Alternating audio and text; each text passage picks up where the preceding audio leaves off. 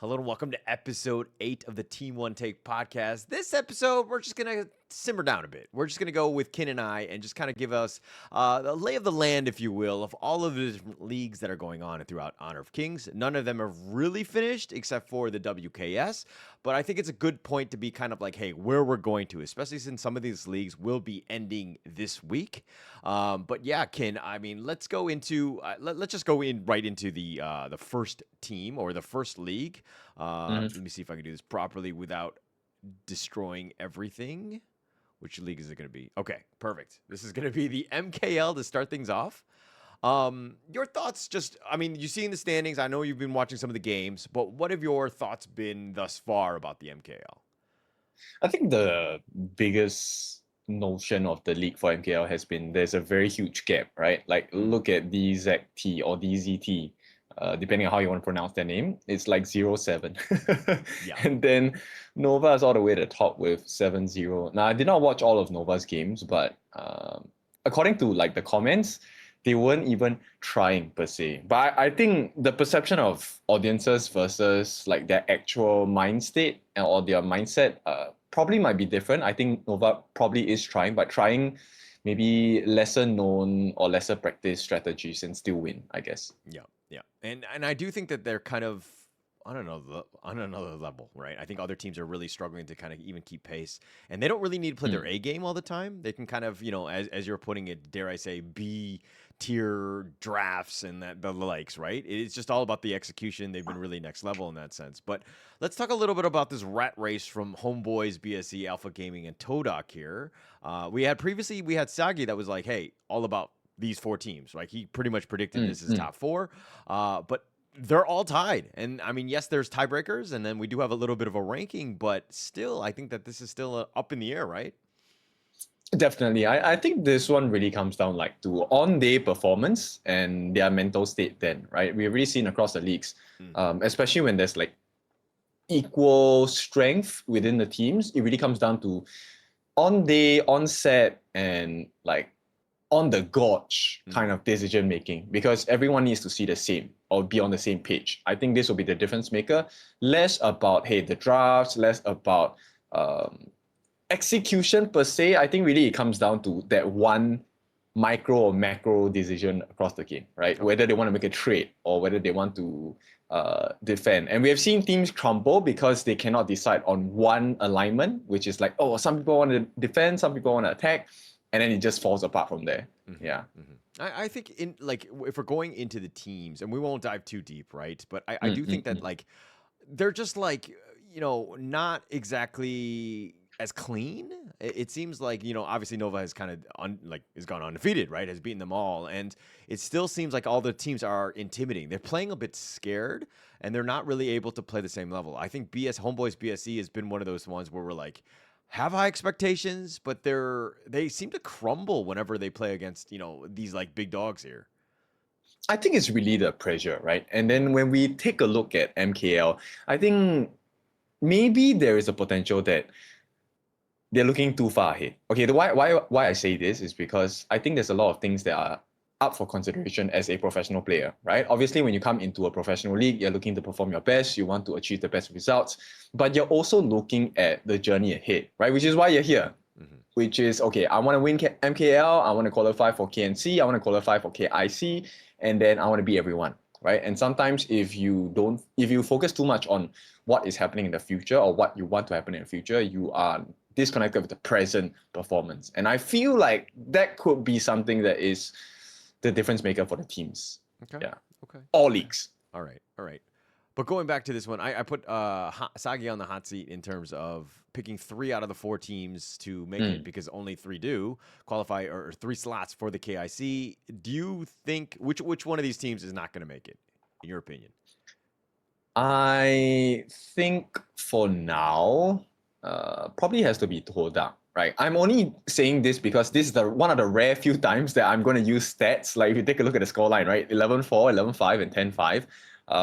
Yeah, it's not looking too good for Toda, actually. Okay. Okay.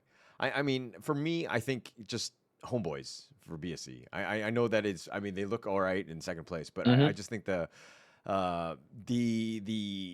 I don't want to say toxic culture, but the not as conducive or positive environment that those guys play in, it's always a bit of a worry, right? It's a pressure cooker, and you don't know when that's going to explode. And Alpha Gaming to me is like they've got the fan favorite votes. They have like the most. I don't know how they're doing it. They have like 30 billion or something like that votes. Yeah, in game. crazy, right? Yeah. So I don't know what's going on with that, but I think that they'll always have a slot in figuring something out, right? But yeah, anything else with MKL before we move on? I think we have quite a few leagues to run through, so Yeah. we'll just go to the next one. Let me go to the next. All right, let's jump into All right. what do we see here? Okay, it's randomly showing up.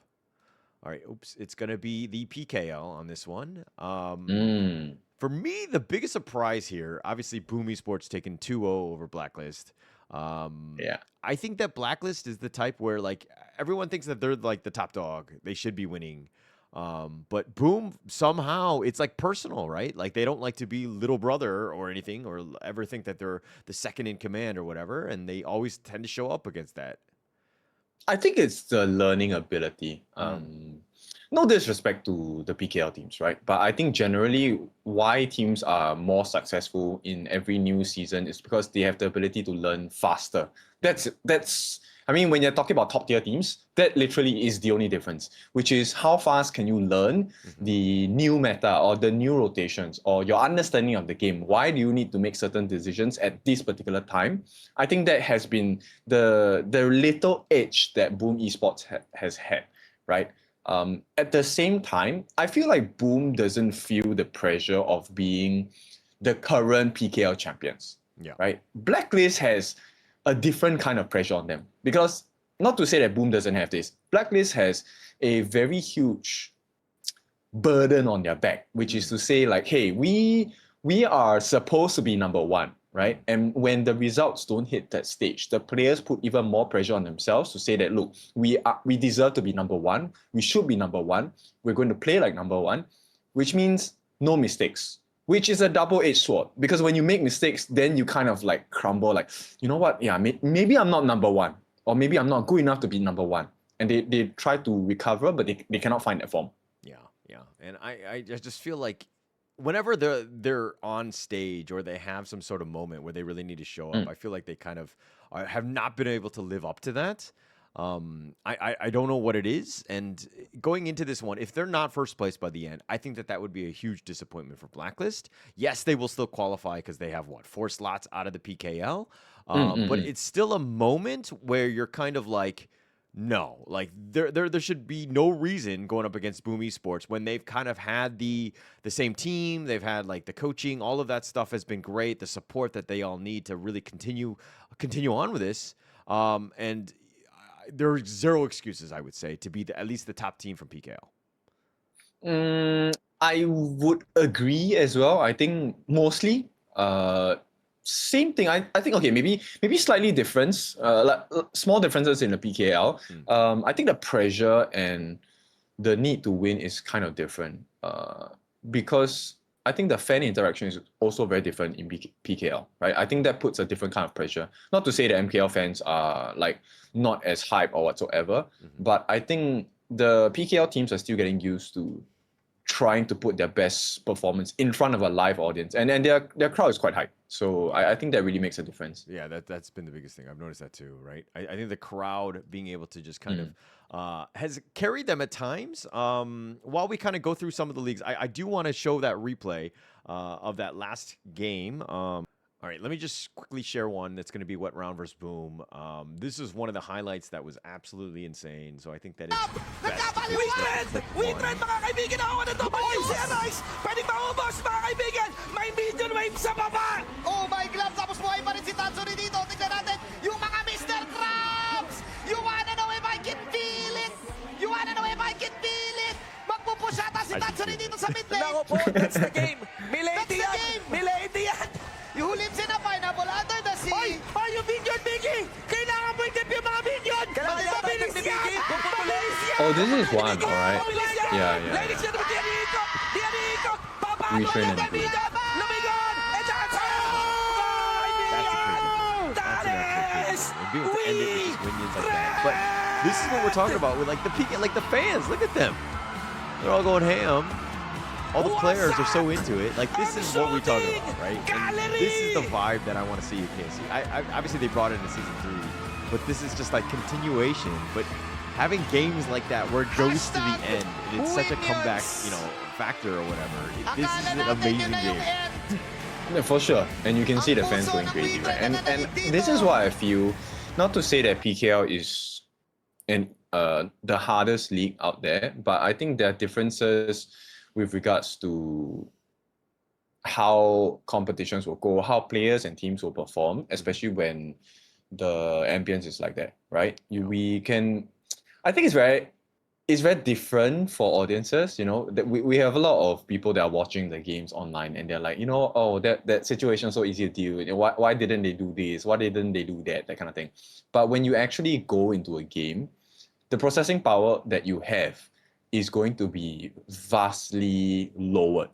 Yeah, because you don't want to pay attention to too many things, right? You're already, let's say you're at maximum capacity, like this is your 100%, right? Mm-hmm. And you're taking away a portion of your processing power to, okay, I need to listen to my team comms, I need to watch the map, I need to make sure I have the mechanical skills, and now I have to care about, hey, am I displaying my actual strength to the crowd? Am I making my fans happy? And all these things add up, and you will realize at the end of the day, you don't have the processing power, which then, those top tier athletes, or just athletes in general, when they talk about flow state or the flur, as they call it, right? Where everything kind of drowns out and you just tunnel vision and, everything just seems to disappear and you focus on what you're supposed to do and you go and achieve it. Mm-hmm. That's what every single professional player in any league, especially, it doesn't matter the game, right? Yes, we're talking about HoK here, but it doesn't matter the game, you will reach that stage.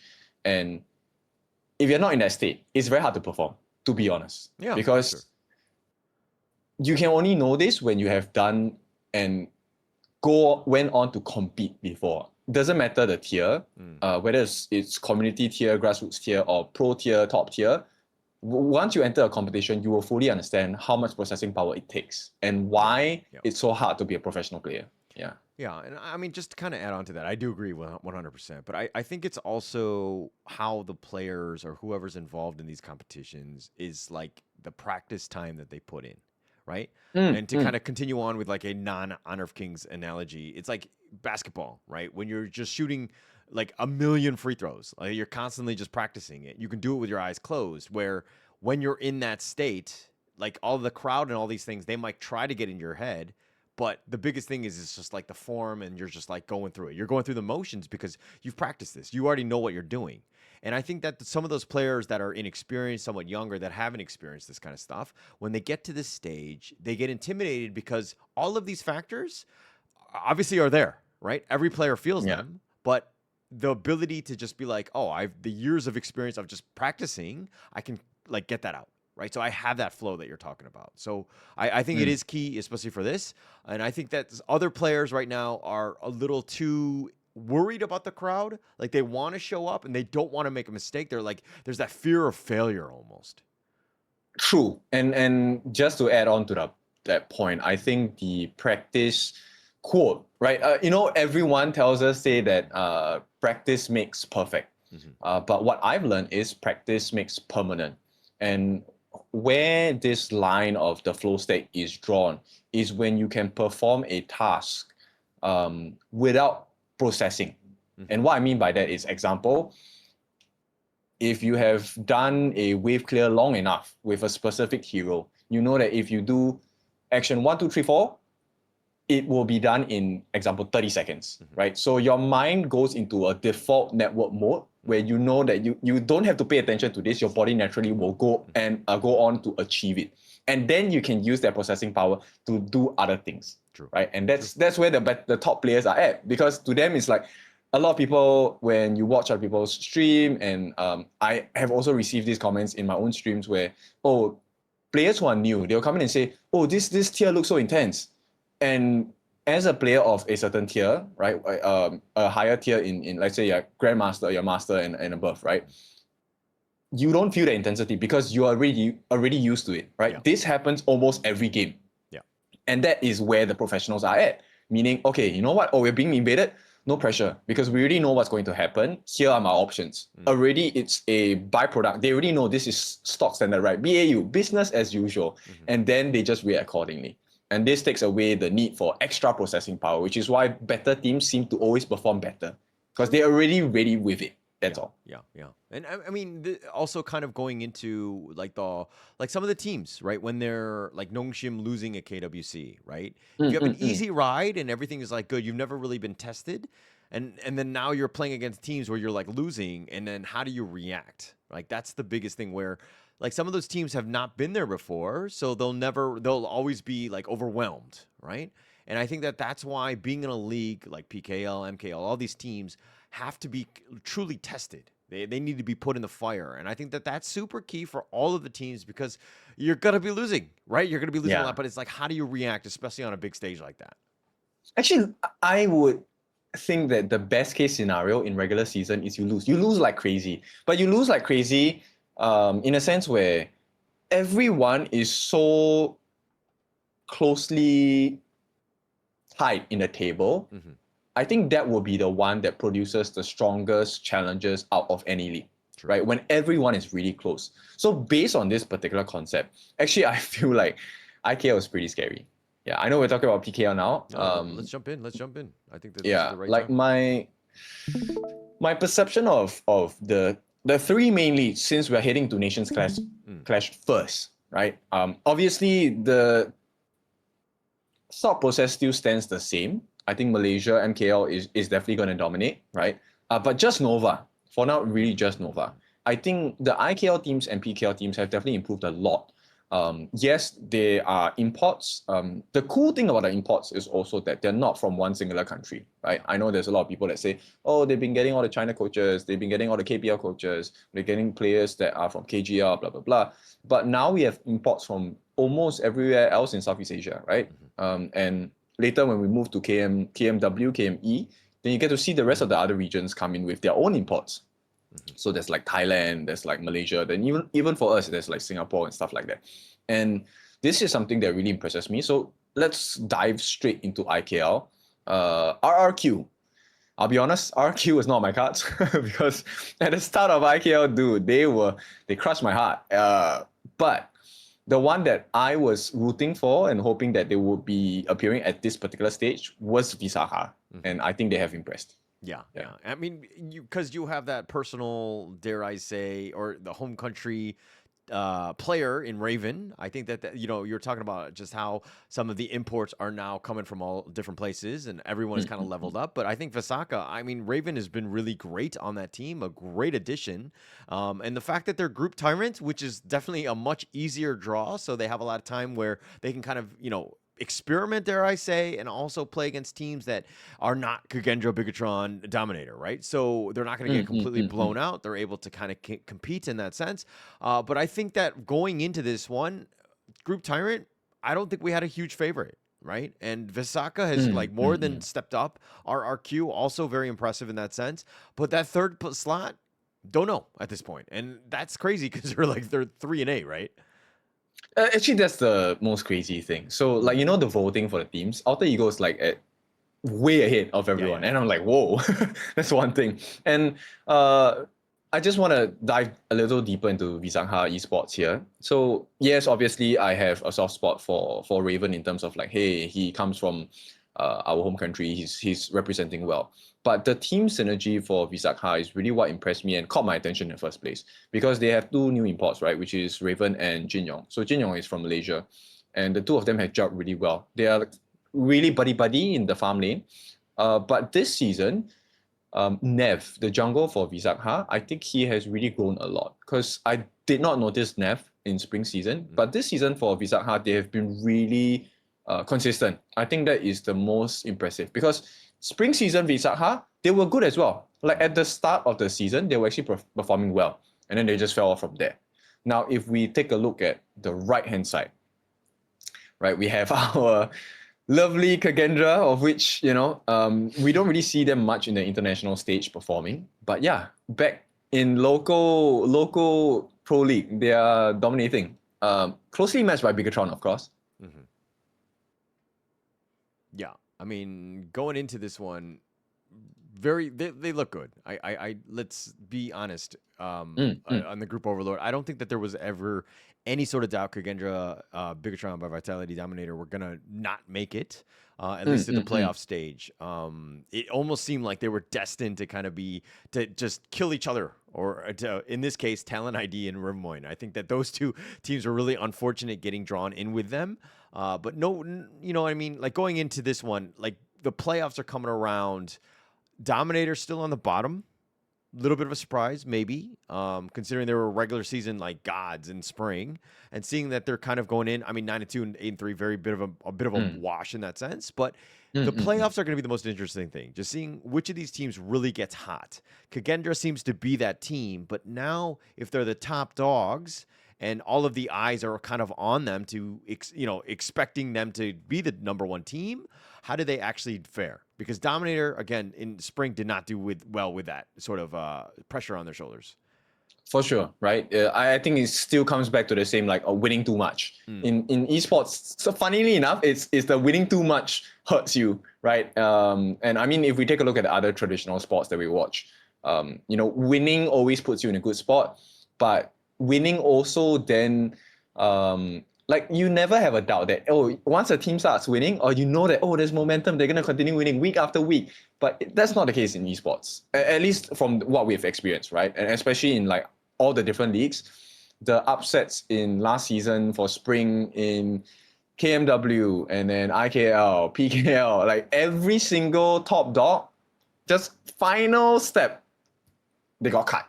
Yeah. I don't think for IKL that's going to be the case. For me, my personal gut feel is going to be very tight-knit. Kagendra, Bigatron. Dominator will only make it through if Bigatron or Kagendra make a mistake. And of course, when Tyrant meets Overlord, okay, look, I am in full support of Visakha, but I don't know how they will do against Bigatron and Kagendra.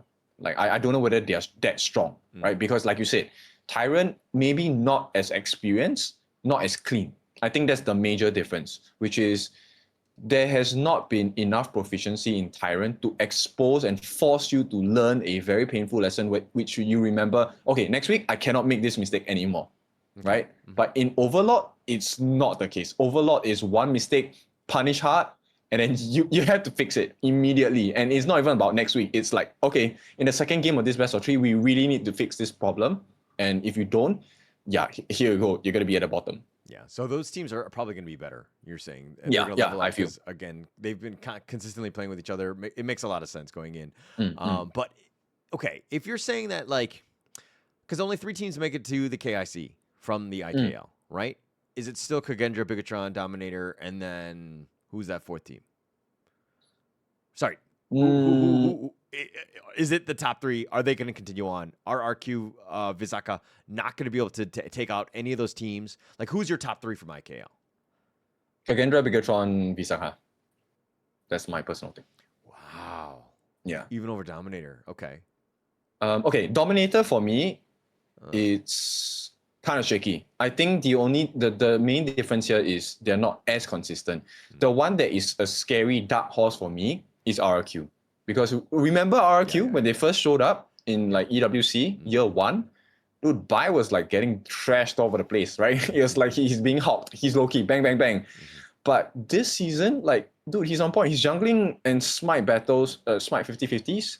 He's been showing up. So that was a pleasant surprise for me. Okay. Yeah. Okay. All right. Interesting. I mean, I still believe in Toshi. I still believe in TNX. So I think that the same 3 teams we saw at KWC, I would go with them. Obviously, I do want to see Visakha just because I think it's interesting, right? I think that there's definitely a storyline from that. But if Dominator, in my opinion, does not make the KIC this one, I think that there's going to be some serious roster changes on that one. They tend to kind of pivot after every league. They do like a status check of, you know what I mean, if someone's not picking up the pace, they're picking up the slack, then they're more than willing to kind of move on. So this is a team that moves very quickly. They're not exactly, dare I say, the most loyal, but it's more about like, and letting the teams kind of suffer like through some losses and then just grow. They don't really do that. They're like, okay, not up to par. Let's find somebody else. Let's, you know what I mean, and just move on, right? So they've been quick with that. So in my opinion, there's more pressure on Dominator to be in that top 3. I think they have the talent. I want to see them just because obviously we know those guys, right? But Yeah. are they able to do it? We're gonna have to find out, and that's why the IKL. There's gonna be a lot of eyes on this one. It's gonna be super fun to watch. Yeah, and also the casting, right? I think like, all the different casts. Okay, obviously, MKL does not have an English broadcast, and they're trying to work that out, right? So there's the BM cast, there's the Chinese cast, and I find that really interesting.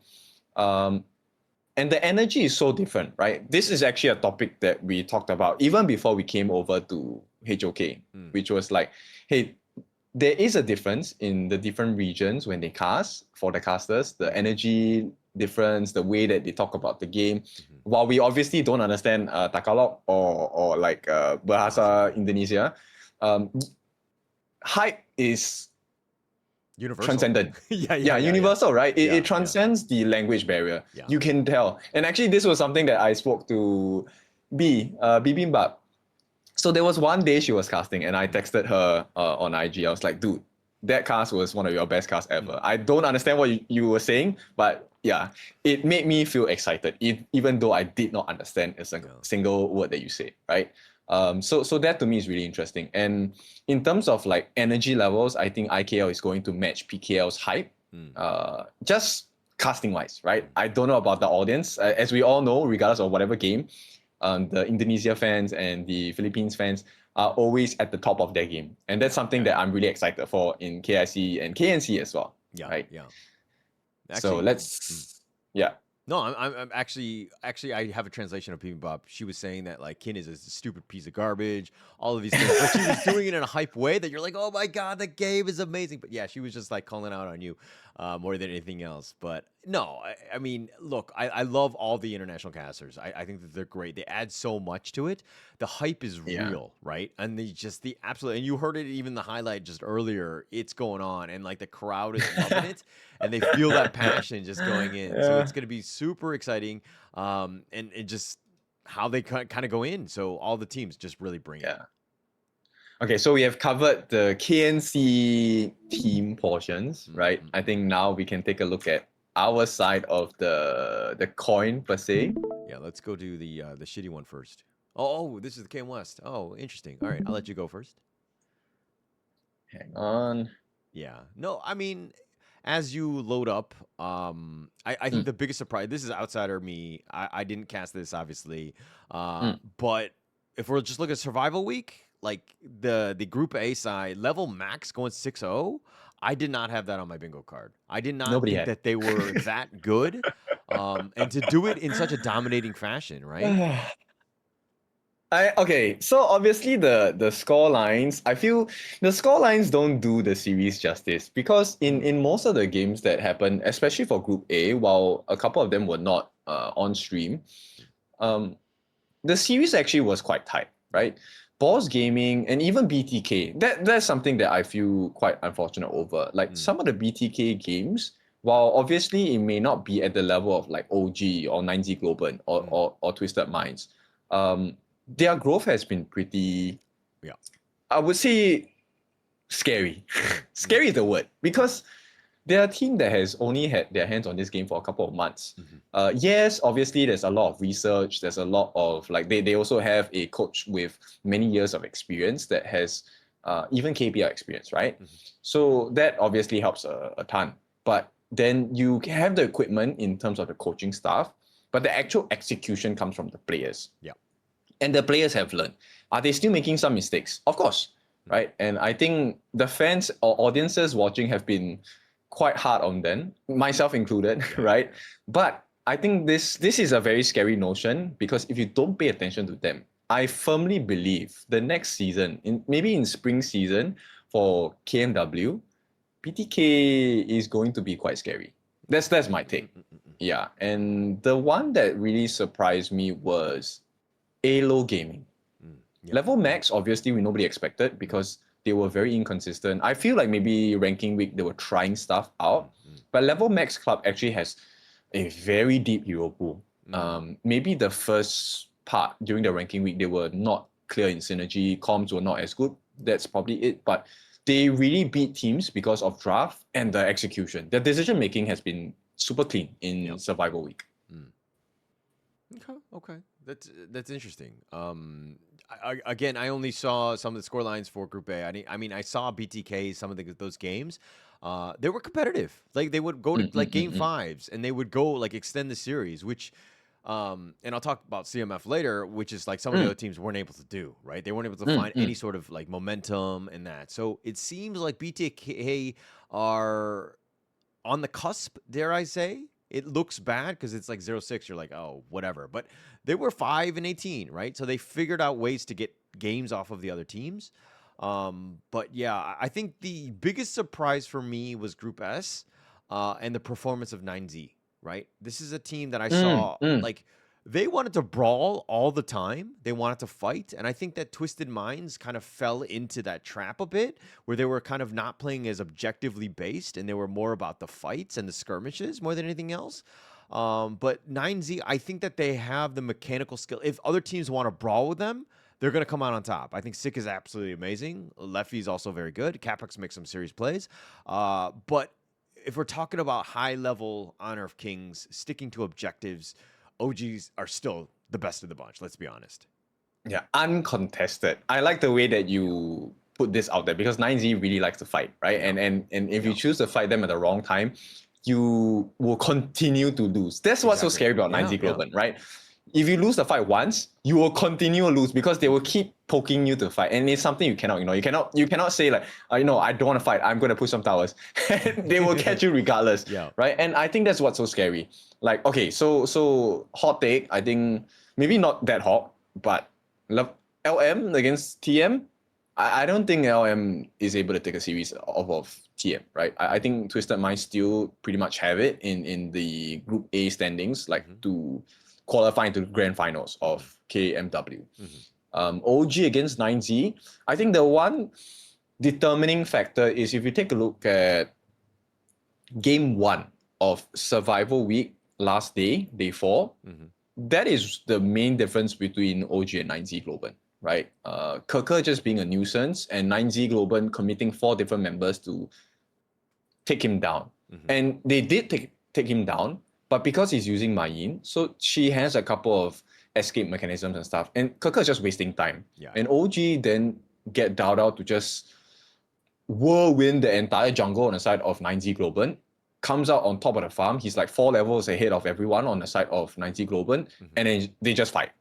And there's no way to come back, right? Unless OG fails to be decisive, which OG is decisive in certain moments. Okay. No, I think that, again, just 9Z, if they can kind of goad OG into some sort of fights, like, and get out of position at times, I think that they might be in a bad spot. That's completely their game. They love chaos, 9Z, right? And they want to create that. But if their OG has like this like slight early game lead, and then they just take over the map, and then just slow siege, never really take any fight, poking and prodding, playing their game, I think that 9Z are going to struggle, right? I think it's fair to say that OG are the clear favorites here, especially against 9Z, right? In that matchup, correct? Yeah, I think the only way that 9Z wins is if OG makes a mistake. I don't think 9Z Global has the ability to influence the game against OG. Not to say that 9Z Global is weak, but 9Z Global, I think there are some gaps they have yet to understand, because I think the only gap between OG and 9Z Global is that the way that OG plays, they achieve multiple win conditions with one single play, which is the only difference between them and 9Z Global at this point in time. 9Z Global, what they're trying to do is that, okay, they will try to take a fight where there is waves crashing in, right? Which is the stock standard now. This is the new bar. A lot of people think, oh, wow, this is so difficult to achieve. It is, but this is now the new bar. This is now the new foundation of top tier teams. And the most crazy thing about OG is they can change the way that you play the game, meaning they just send one member, and that one member achieves 2 win conditions for you. So I delay your farm, my own jungler, my own teammates gather farm, and then we pick the correct time to fight you when you are at your lowest. That's about it. Yeah. It's a lot of multiple things happening at the same time, which you can only tell as hindsight bias, which kind of sucks because that's where I'm talking about. Like, have you played the game long enough? Have you played the game frequent enough? And have you been stress tested enough by strong teams to understand that, wait, we shouldn't be chasing this guy. This guy is a freaking distraction, dude. We're losing the entire map. Yeah, and they're good at that. And I mean, I think that OG, from what I've seen in the KMW, just top tier, right? I think that they make everyone play their game more than anything else. And they're very good at what they do.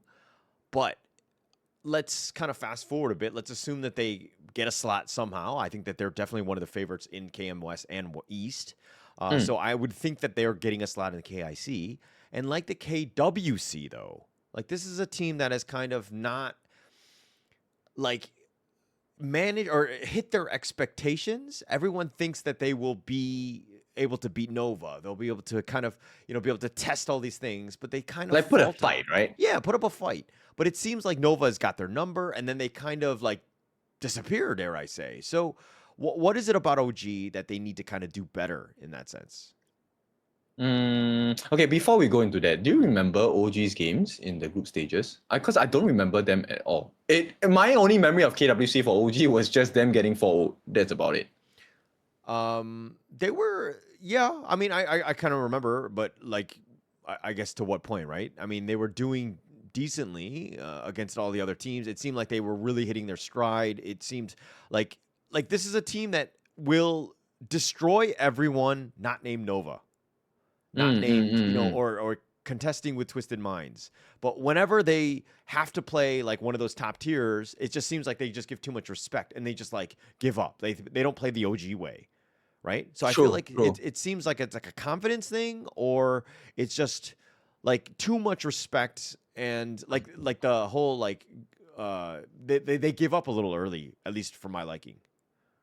I think if we were to run down that particular line, whether they will suffer the same kind of situation with the other teams in KIC, I feel like they would still be able to really destroy the teams in PKL, IKL, and MKL. Agreed. Besides Nova for now. Agreed. I think that's the safest way to put it, because this was the same kind of OG that we saw, right? Spring season, they look undefeatable. They didn't make too many mistakes. In fact, they kind of didn't make any mistakes in a way, if you look at the big picture. Yeah. And the concept of winning too much, they didn't get their gaps exposed. Same thing happened in this particular season. So actually, I don't want to be overconfident. I feel like OG will be able to take one game off of Nova. I still don't think they win. Yeah. Okay. I mean, yeah, I love you guys, but yeah, I don't think you guys win the entire thing. Oh man, and that's the thing that's like Nova are just like S tier, like global teams, just S tier, like by himself, right? I think that everyone else is like A and below, right? Going up, especially if your barometer of success of the top SSS is your Nova. Then OG really doesn't, like no other team really competes with them. Let's be honest.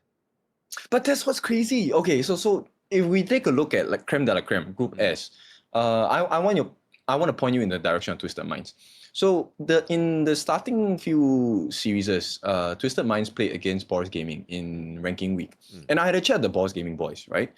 And they were very confident about, hey, we want to be able to fight against Twisted Minds. We're going to contest them in the jungle objectives. We're gonna try and fight for the tyrant and stuff like that. And they did all that. That was what's so scary. During ranking week, Boss Gaming actually won the early game or match early game with Twisted Minds. They only lost because they made some very bad decisions after the 10-minute mark, which became their tagline, I guess, in Survival Week, that they were called the 10-minute team, right? Because the first 10 minutes, they were so strong. They took everything. They fought for every jungle camp. They took the Space Sprite. They got first blood. Everything seemed to be working in their favor. But the moment the clock hit 10 minutes, they were lost. They didn't know what to do. Do we contest this Shadow Overlord? Do we take a team fight here? And even in team fights, okay, nice setup, no follow-up. Things that you did not expect them to do.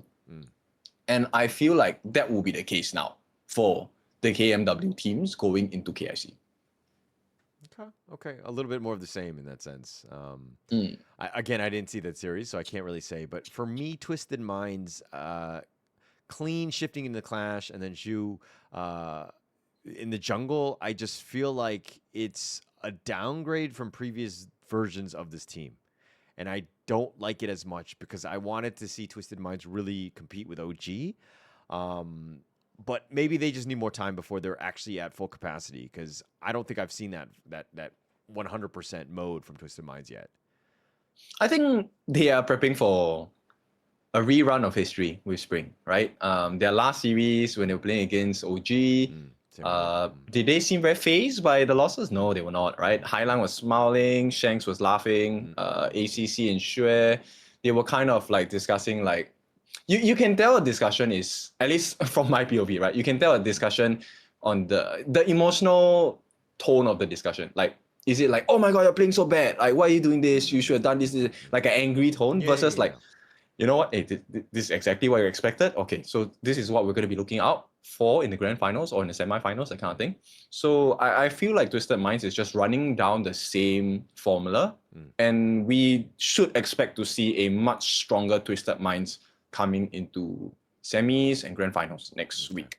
And they'll just look to shock then, right? Just like the MO of Spring, just continue on and just be like, that's the best kind of surprise, right? It is, because it is. You want people to underestimate you. I think personally that's one of the favorite behaviors that I want of other people. Like, think that I'm weak, right? And you know, maybe you prepare less, but you don't know that I already have certain things prepared against you in the series, and I'm going to make sure that I achieve it with skillful precision. I'm going to tell you what I'm going to do to you. I'm going to show you what I'm going to do to you. And you're going to experience it bit by bit, exactly as how I planned.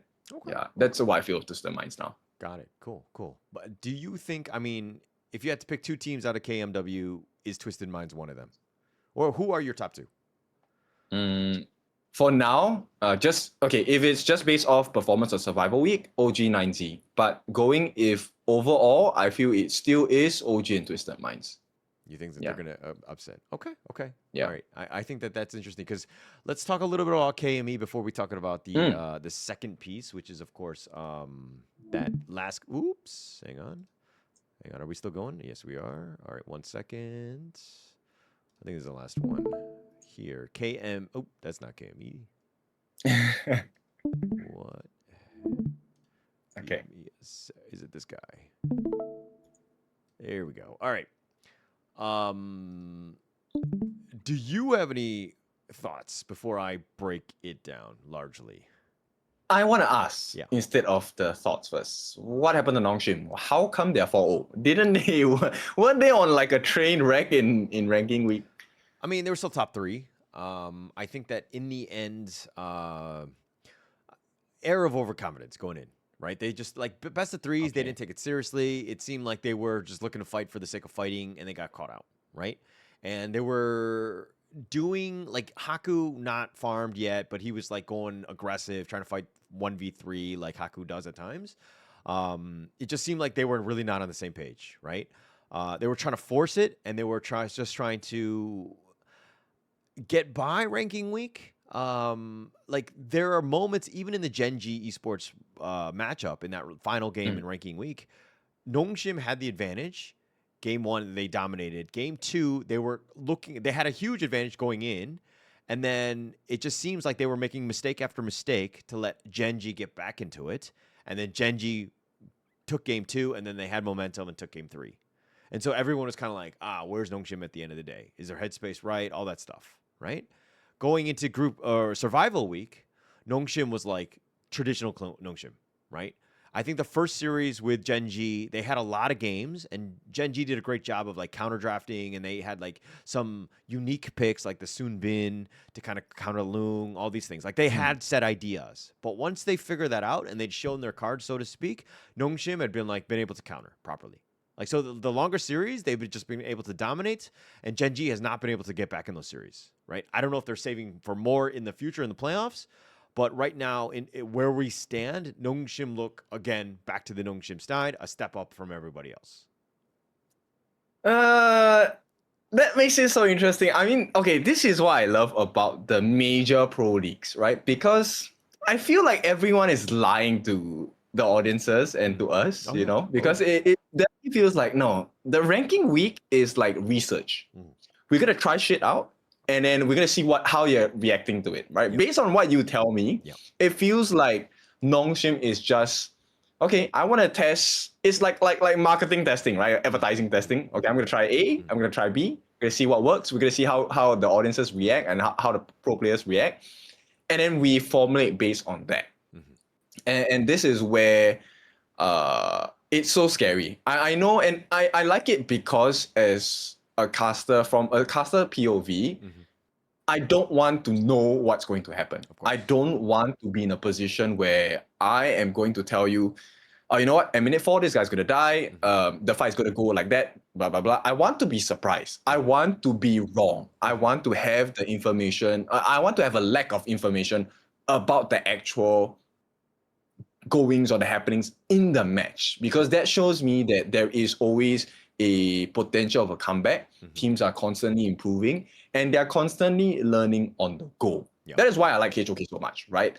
At least for all the games we've casted, because every team seems to be hiding something, and I like that a lot. Yeah. All the teams have. I mean, and even going in, we were just talking about with KMW in terms of Twisted Minds. It seems like they're kind of doing the same MO, where they're saving everything for the playoffs. When everything matters, and then it's like elimination game, and this is a moment to get into top 2 or whatever it is. That's when they're going to spring up, right? And I think that this is exciting because of that. Because you're like, what level is like being 3rd place in Survival Week? Is it really that bad? Because you're still technically in. And then, you might have to play more games and things like that, but in the end, it's not the worst thing because you're still potentially top 4, right? It's just a more tiring journey per se. But the team that really caught my attention this season for KME is Crazy Raccoon. Dude, they're so good. Like Kong, this guy is crazy. So this is a guy that I would say he was kind of like Spring, right? Where Crazy Raccoon, so Kong is another level. I think that he was like single-handedly carrying this team. Everyone else is like kind of riding his coattails, so to speak. But he caught off so many people off guard with his play because he creates so much space as a jungler, right? He had the most MVPs in ranking week. He was constantly, always, whenever they won, it was because he was playing well, right? Everyone else, let me be very honest, on the Crazy Raccoon side, not the same level. Okay. So there's a considerable drop off. He's struggling right now, and why they're 0-4 is that all of the other teams are like, okay, Kong, he's your all-star. We're just gonna like double team him every single game, right? We're gonna make sure that we put pressure him. We make sure that he never gets the ball, that kind of stuff. So it was really uncomfortable for him to kind of get anything going because then somebody else has to step up. You have a lot of space or whatever, but nobody was able to do that. And then this is you're seeing the deficiencies of that team when one guy gets focused and then the other guys have to step up, right? Like who's going to be there? And Genji and Nongshim did a great job of just stopping Kong and letting the other team just work, but nobody stepped up. Interesting. Okay. I mean, I was pretty impressed with like the whole ranking week per se, because I didn't have really the energy or the time for like survival week for you guys. But yeah, Crazy Raccoon I think it was a huge step up, because if you have to ask me from JPKR region, right, which team I would expect having a much stronger performance coming into fall season, I would have said Scars, right? Because Scars seemed to do pretty well last season in spring. But this season, Scars, it felt like they have not recovered yet from spring season, and they were just dismantled time and time again. Yeah. So this is that was the thing for ranking week. I think that everybody expected Scars to be better, right? But this is a team that has, like, it took some time for them to get going. Things looked terrible going into game 2. They got 0-3'd by R8. And then you're thinking, oh my God, Scars is out, right? Like you think that they're not gonna have a chance. And then they literally ran the table. They won every single game from then on, right? Okay. So this is a team that is like, okay, who needs to step up? Mufang, obviously, the jungle, ASD, How. These are guys that have stepped up as well in terms of cores, and kind of put them on the map. And I think that it took some losing for them to kind of wake up a bit. And I think that now they're hitting their groove. I think that series, that lower bracket, semifinals, when they go up against Crazy Raccoons, I think that they're going to have a lot of momentum in that one, where they could go Scars of old because they were top 4 last year in spring. I expect them to be Crazy Raccoons here. I think that they could make some serious headway potentially. So is it okay? So let's place into comparison. Let me put my bar here first. So the way that I see for KMW, right, lower bracket round 1, which is going to be Twisted Minds and LM, I think Twisted Minds are just going to clean them up. Give you maybe 3-1 scoreline because I think it's a BO5, right? Yeah, it's for BO5, our BO5. yeah. BO5. So BO5, I think it's a 3-1, right? Is it going to be the same case on your end? I think so. I think it's going to be 3-1 Scars. Oh, okay. So it's still considerably a more dominant performance from one of the teams. I like best like okay, it could go the distance. It could go 3-2, it could go 3-1. But I think Scars comes out on top. I think that's okay. Yeah. So Crazy Raccoons again, it's all about Kong. If Scars have done their research, and I mean I'm sure they've played against him so many times, they need to understand he's the guy, right? If they do the exact same things that Nongshim and Genji did, I think that they're gonna have a good time. But it could be close. But I still give the edge to Scars. I think that this is a team still that has the potential. They have the players. This is so stressful to me. Like, okay, so obviously, you know what's the thing that stresses me out is that every single league, the strategies and the play styles that you learn are relevant to your league, right? And I think that is the scariest thing ever because look, the way you explained to me, if I am a team of Scars or anyone else in KME, okay, Crazy Raccoon, I just aim your jungle, destroy him, we should win the game, right? We should win the series. And then for like KMW, in terms of like TM versus LM, it's really just, okay, we give you a picks, but we will not allow you to execute that particular win condition. So there's like a singular, if I have to put it, it's a singular win condition that's very clear cut on your opponents. And whoever makes it out of whatever league of their own, PKL, IKL, MKL, KMW, WKS, and whatever, they are coming out with a victory over achieving one-dimensional win condition, which is I win the last team based on that one win condition. And then now we come to KIC, in which you have no time. You probably have like 3 days max, okay, or 2 weeks max to research about every single team and their win condition for you. And I don't know whether these teams can do it. That is what's so crazy. Like, which is why I say learning is so important.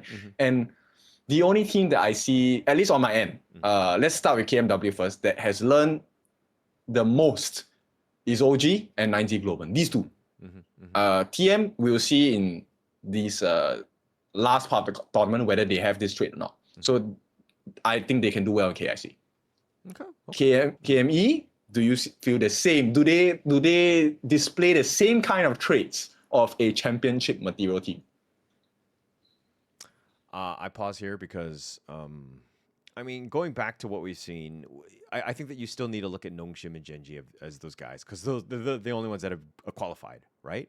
And from what we've seen, let me talk a little bit about Genji before I kind of answer this because it kind of segues into that. But Genji came into KME Fall with a lot of good research and data on the other teams. And that's why they were able to one-up Nongshim in ranking week, right? So it took those games for Nongshim to experience those losses for them to be like, okay, that's their counter. Okay, this is my counter to their counter, right? And so then now we're talking 4D chess at this point, right? So Genji do the research, and I think that right now it's kind of been how this team has really stepped up is that, yes, they've had those strats and caught some of those teams off guard, but also the upgrade, dare I say, with Monto over Ray, right, in the farm laner. Because Rock was doing everything from the jungle, and the team didn't have any sort of support. Like, they're kind of like the whole Crazy Raccoon style, the very one-dimensional, you know, Kong just controlling, Rock just owning that style. But I think that what we've seen from Genji is that the rest of the team is leveled up.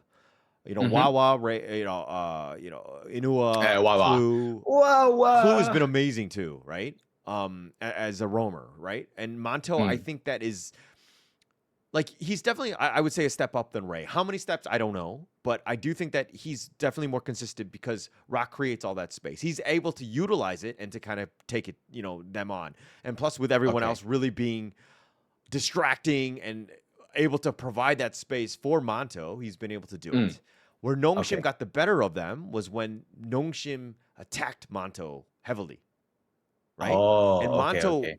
was really phased. He got caught out, off guard. He was dying a lot, and ever since that moment, they crumbled in that series against Nongshim. So they were like, "Hey, we're gonna let Rock get as much farm as possible. We're gonna focus on everybody else and like Monto, and then see who can step up." Right. And Rock can't carry it because Okay. he was the jungler. He was going to scale like to a certain level. He was going to fall off. Right. So they needed somebody else. And nobody was there. And that's how Nongshim was able to take them down. That's cool. Actually, now that you say this, it's really interesting. But okay. So we answer that question first because then it will lead to the next point. With regards to your Nongshim, like who displays this championship trait in KME? It doesn't have to be the same number. I just feel like based on what I've seen in KMW, just these three teams, right? 9Z Global, OG, and TM have championship material. Like they can win the whole thing. I don't think that there's a team in KME. Like, I think that because even going to KWC, I expected a much better, because I'm talking about format also. There's always going to be the best of threes, right? Nongshim are absolutely garbage in these best of threes. They're too quick, right? They need the longer best of fives to really, counter and to kind of play the long game. They have deep hero pools. They don't have like the specialty like best of threes. Like I'm looking just for 2 games and just like move on, right? And that's kind of what phased them at KWC because they were playing best of threes. They were playing fast and they don't play fast, right? In that regard. So having like all 3 phases, which is best of 3, 5s, and 7s, Nongshim are really lacking in that best of 3 ones. So that's why I don't think they can be champions, right? Genji might do a better job and prepare themselves to have those drafts and to do it. But I think come best of 5s, best of 7s, when teams figure them out, they kind of crumble. Does that make sense? Yes, it does. It does. So essentially that there are no teams lah, right? From the KME that yeah, okay, I get it. While obviously, we have the banter about east side or west side, who's the best side, that kind of thing.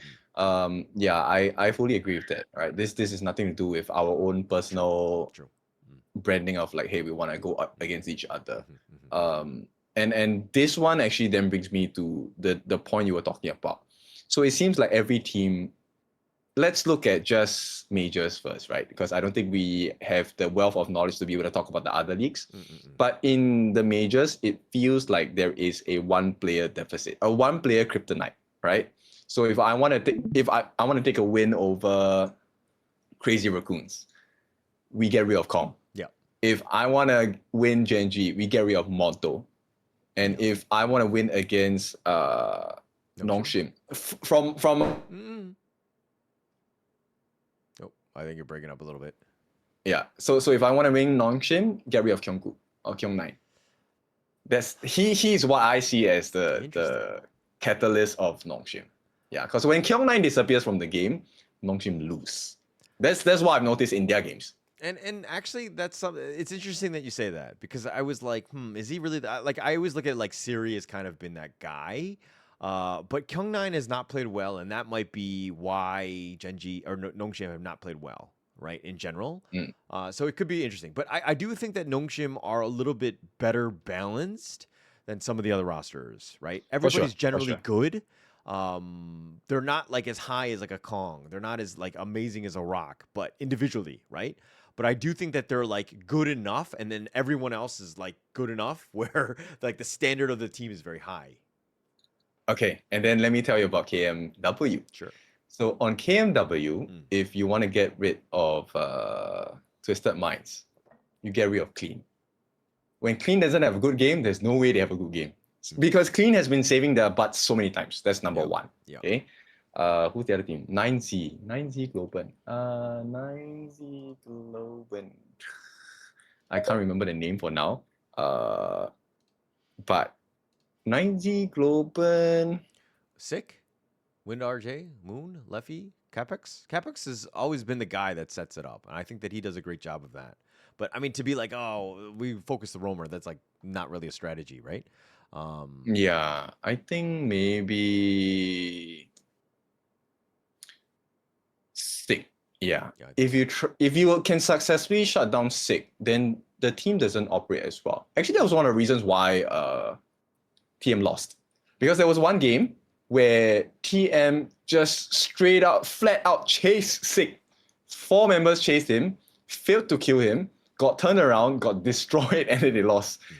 So yeah, probably Sick if we're looking at 90 Globen. But here's the interesting one, which is OG. OG, you will see this in KWC as well. When Wen gets destroyed, the game is over. It's not even about Dao Dao. Like, interesting. Dao Dao, great. He will always find a way to come back. But when you crush Wen, right, it seems like Wen is like the emotional core of the team. You know, he was not having it in KWC, right? He was dying left and right.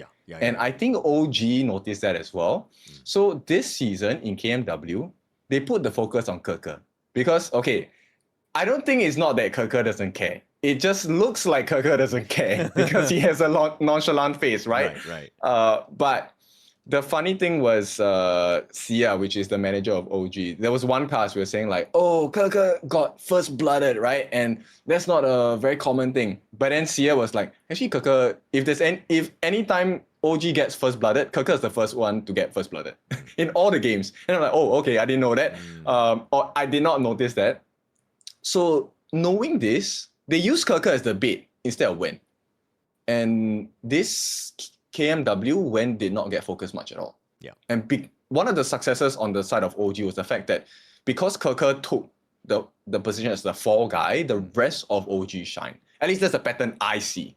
So I would think that, yeah, crush Wen. If you want to win OG, crush Wen, and then you win OG. Okay, that makes sense. Actually, you just reminded me, BTK. I know we're going to a team that's not even there, but for me, when I was watching, crushing them is that you just need to bait somebody out, right? As in, they're all mechanically sound, but they're also willing to fight 1 versus 3, 1 versus 2, whatever, in really bad odds, and then they just get destroyed because of that. They're all playing their own individual game. They're not playing as a team, right? So for them, it's just baiting. But that's just a hot take. That said, let's if I have to go 1 and 2, I would go Nongshim. I would still go Genji for now. And then it's more of but it's like a questionable one where like, is Genji still like, are they able to kind of like compose themselves? Like, let's get our strats right. Like, let's prepare for these best of 5s that are coming in the final week. Are we going to be there? Because if they don't, I think Scars or Crazy Raccoons clearly on the heels. They can catch up, right? And I don't think that they would really survive. But now let's talk about last call, okay? Yeah. Your second place team, you were saying it's going to be 9Z, right? I would say it's going to be Genji. Okay. And then if we add Fearless Esports into that, I'm not a huge fan of all 3 of those teams. If I'm like, I'm not going to be like, oh, it's like a clear win, right, for any of them. I think it's going to be closer than we expect. And it's going to be tight. And I think that last call would be very interesting, to be honest. I did not manage to catch too many games of Fearless. And I do not want to take away the fact that they're champions of WKS. But I feel like 9Z will give them a run for their money. And 9Z, if we were to... Okay, let's compare junglers. Genji Rock. Just Genji Rock versus 9Z Globen Sick. Sick look good, man. But I mean, I've always been a huge fan of Rock. I think that the guy's solid. Like, no matter what happens, he's able to get his farm. And he knows, he just puts his head down and he just like goes, right? He will, generally speaking, almost always get that farm. So he's consistent. And that's what you really need from a jungler. He's always going to be there. It's really the rest of the team. And that's why the whole Kryptonite is Monto, right? If you limit on him, how much can Rock do all the heavy lifting for all of them? I don't know. Okay. I don't like to say this because I feel like disrespecting Fearless a little bit, but I feel like Genji makes it out of final call. That's my feel. Because if we were to compare farm laners, right? No, not farm laner. I want to compare clash laners. Wawa versus Winder J. Sorry, you're breaking up a bit. Wawa wins all of them.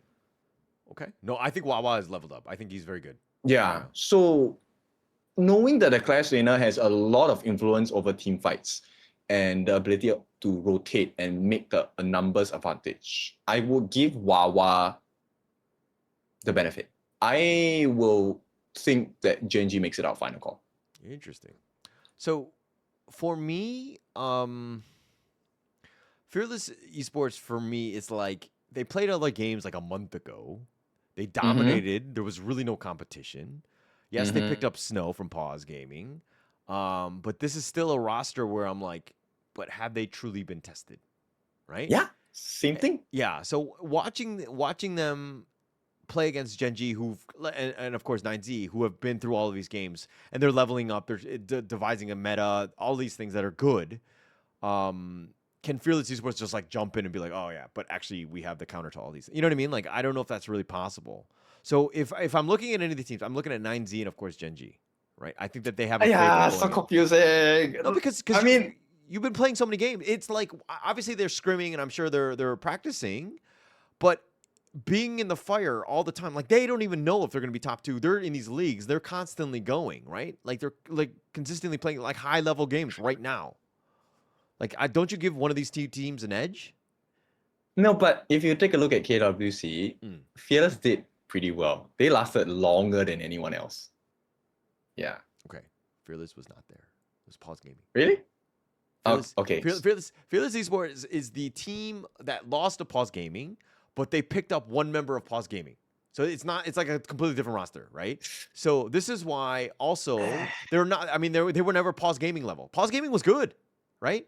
Yeah, but then that team disbanded or whatever. And then now Fearless coming in and having that old school roster that wasn't good enough to beat Pause Gaming. Yes, they picked up Snow, but now you're telling me that they're still on par with like Genji and 9Z. 9Z I know less about, right? So it's kind of like, I don't know if I would be like, for sure, Fearless, right? True. Okay, yeah. Then I'll go back to Genji. Now, I think I'm in a very unique position because I have seen Genji with you from spring, right? We have seen them in EWC as well. True. Knowing that now Fearless is not the original roster, they took the Clash laner. So I forgot whether he's got Snow or Snowy. But he was very impressive. That's one thing to say. Yeah. He was good. He was very good. So, and also having watched the performance of, the La Violeta boys, I still think Wawa edges Win RJ out. I think that really is the difference maker. If Win RJ is able to maintain status quo against Wawa, I think every other player in 9Z Global takes or can put up a good fight against Genji. Okay. Yeah. No, I really want to see that because I do think that Genji, some of their members, not named Rock, can be baited out and then turn it into a skirmishy type of game. Yeah. And I think that if in that case, I think that goes to the advantage of 9Z. And the kills are going to be insane when they go for that because they can easily bait you. You know what I mean? I think that discipline is going to be huge going into how that game is going to go. If they're able to just stay within their means, not take any sort of risk, not taking extra fights, I think that Genji would have a chance. But this is going to be overthinking. Yeah. No, like so many factors. Okay, so we take a look at the competition as well, right? We talk about the winning and the losing. And it also matters who you lose against, right? What kind of team do you lose against? Because it exposes the kind of mistakes that you make. It also then allows you a new level to achieve in terms of cleanliness, in terms of how clean your execution can be. So then there's the argument that, look, Genji lost against Nongshim. Are they a very, very strong team in comparison to teams like OG, Twisted Minds? I don't think so. I don't think so. Yeah. So then now I'm kind of like feeling I'm saying the wrong thing because Wawa is one man.